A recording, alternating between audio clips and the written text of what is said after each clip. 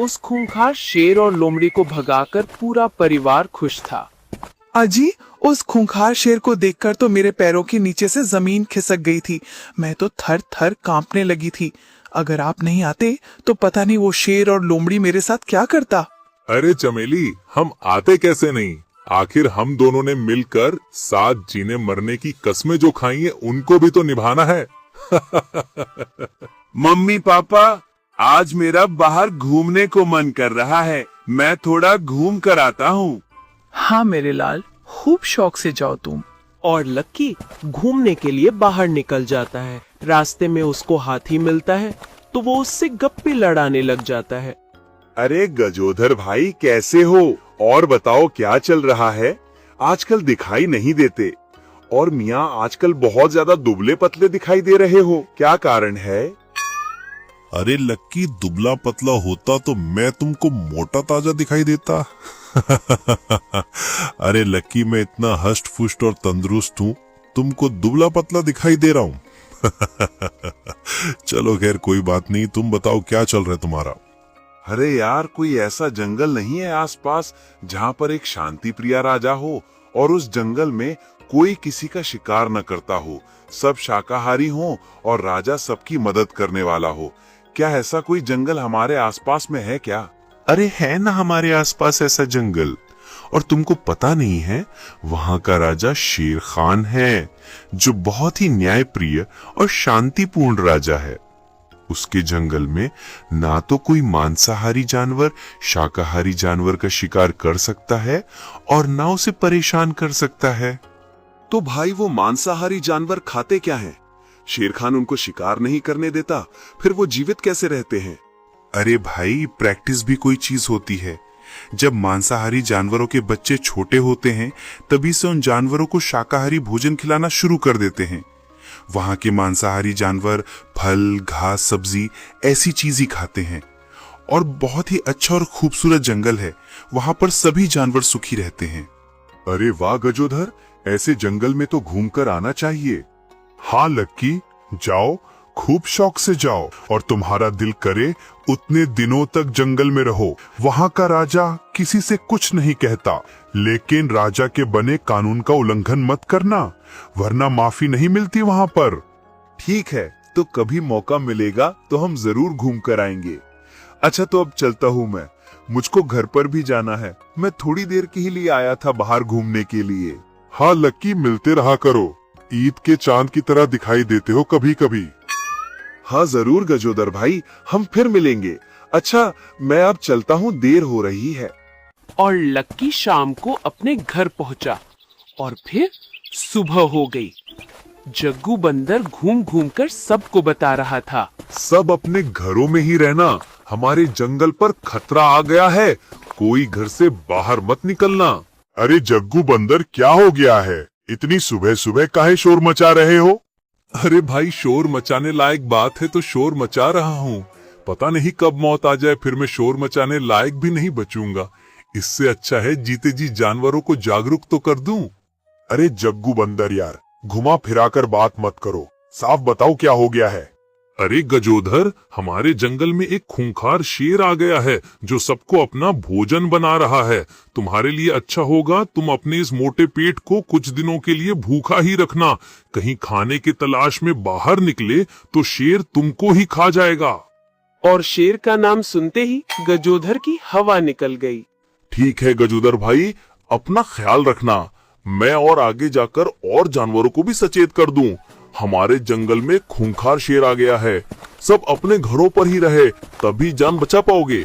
और जो खाने की तलाश में बाहर निकलोगे तो फिर यमराज से ही मिल जाओगे। अरे यार, सुबह से घूमते घूमते काफी थक गया हूँ, थोड़ा आराम कर लेता हूँ। पेड़ भी तो दिखाई नहीं दे रहा। हाँ, बड़ा पेड़ वहाँ पर है।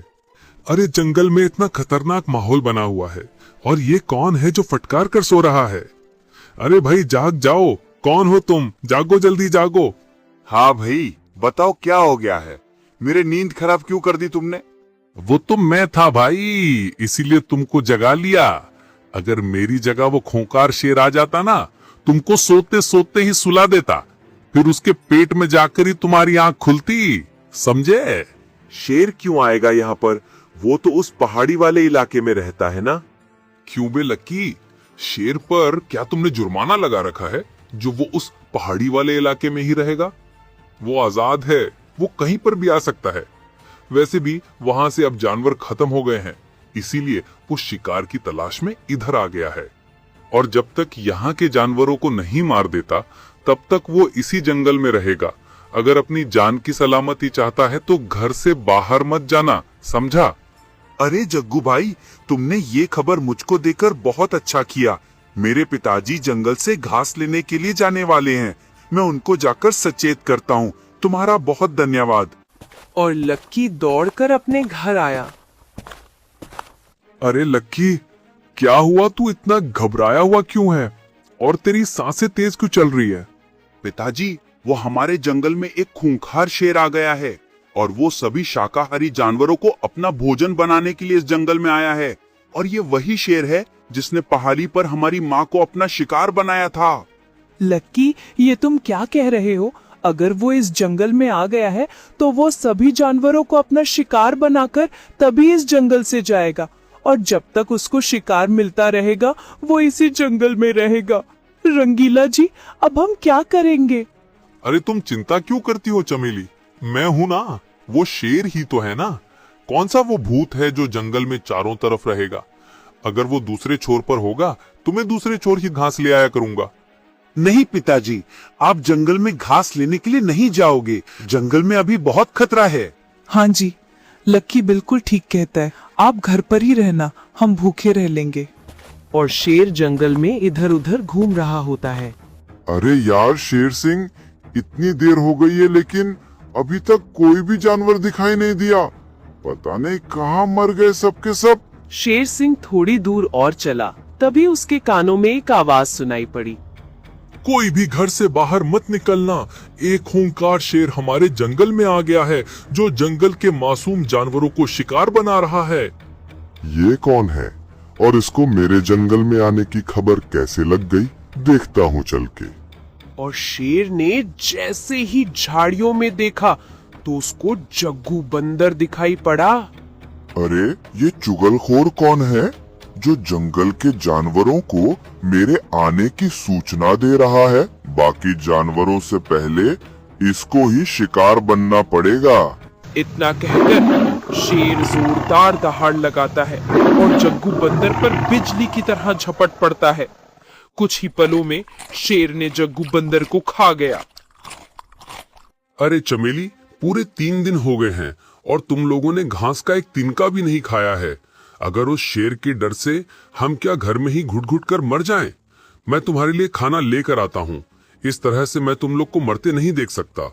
नहीं पिताजी, हम भूखे ही रह लेंगे, लेकिन हम आपको जंगल में बाहर नहीं जाने देंगे। आपने देखा नहीं, वो भूखा शेर चारों तरफ कैसे घूम रहा है। हाँ रंगीला जी, लक्की बिल्कुल ठीक कह रहा है। उस शेर ने भी 3 दिनों से कुछ नहीं खाया होगा, इसलिए वो बहुत ज्यादा खूनखार हो गया है। उसके सामने जाना ठीक नहीं होगा। अरे चुप करो तुम दोनों, और उस शेर से मुझको डर नहीं लगता। तुमने देखा नहीं है मेरे छोटे बेटे की हालत कितनी खराब हो गई है? वो 3 दिनों से कुछ नहीं खाया है। वो भूख की वजह से आंखें भी नहीं खोल रहा है। तुम क्या चाहती हो, मैं अपने सामने अपने परिवार को भूखा मारते देखूं? चमेली, मुझसे ये सब नहीं देखा जाएगा। तुम मेरी चिंता मत करो, मैं ज्यादा दूर नहीं जाऊंगा, आसपास से ही खाना लेकर आ जाऊंगा। पिताजी, बात मानो, कहीं पर मत जाओ। अगर ऐसी बात है तो खाना मैं लेकर आ जाऊंगा। लक्की, अपना मुंह बंद रख। मैंने बोल दिया मैं खाना लेने जा रहा हूं तो मैं ही जाऊंगा। पिता के होते हुए बेटा मौत के मुंह में जाए, ये पिता को अच्छा नहीं लगता। इसलिए मैंने एक बार कहा तो समझो 100 बार कहा, मैं खाना लेने जा रहा हूं, तुम यहीं पर रहना बेटा। और रंगीला अपने परिवार को भूखा नहीं देख पाता और घास लेने के लिए जंगल में चला जाता है। वो जंगल में पहुंचा ही था तभी उसके सामने वो खूंखार शेर आ गया। चलो, ऊपर वाले के घर में देर है लेकिन अंधेर नहीं। 3 दिनों के बाद आज शिकार दिखाई दिया है, आज तो पेट भर के खाऊंगा। मुझको शिकार बनाने की तो तू भूल ही जा। शेर सिंह, आज तू मेरे सामने आ गया है, मैं तुझको जिंदा नहीं छोड़ूंगा, क्योंकि मैं जानता हूं तुमने ही मेरी पत्नी चमेली को पहाड़ी वाले जंगल में अपना शिकार बनाया था। आज मैं उसका बदला तुमसे लूंगा। चलो देखते हैं कौन किससे बदला लेता है। और फिर दोनों एक दूसरे की तरफ झपटे। दोनों के बीच भयानक लड़ाई हो गई और शेर सिंह ने रंगीला को काफी जख्मी कर दिया और रंगीला किसी तरह से अपनी जान बचाकर शेर सिंह के चुंगल से भाग निकला और जख्मी हालत में अपने घर पहुंचा। चमेली, शेर सिंह ने मुझको बहुत जख्मी कर दिया। मुझको लग रहा है अब मेरा अंतिम समय आ गया है। पिताजी, हमने आपसे कहा तो था हम भूखे रह लेंगे, लेकिन आपके बगैर हम नहीं रह पाएंगे पिताजी। लेकिन आपने हमारी एक भी बात नहीं मानी और हमारे लिए आपने अपनी जान जोखिम में डाल दी। पिता तो होता ही इसलिए है कि परिवार में जो भी मुसीबत आए वो सबसे पहले पिता से ही टकराए, और हर पिता का फर्ज होता है कि वो परिवार की मुसीबत का डट कर सामना करे जब तक उसके शरीर में जान होती है। और मैं भी यही किया पुत्र, जो हर पिता अपने बेटे के लिए करता है। और इतना कहकर रंगीला मर जाता है। नहीं, आपको कुछ नहीं हो सकता, आप नहीं मर सकते। पहले माँ ने साथ छोड़ दिया था, आज पिताजी साथ छोड़ के चले गए। आज मैं बिल्कुल अनाथ हो गया, मेरा कोई नहीं रहा।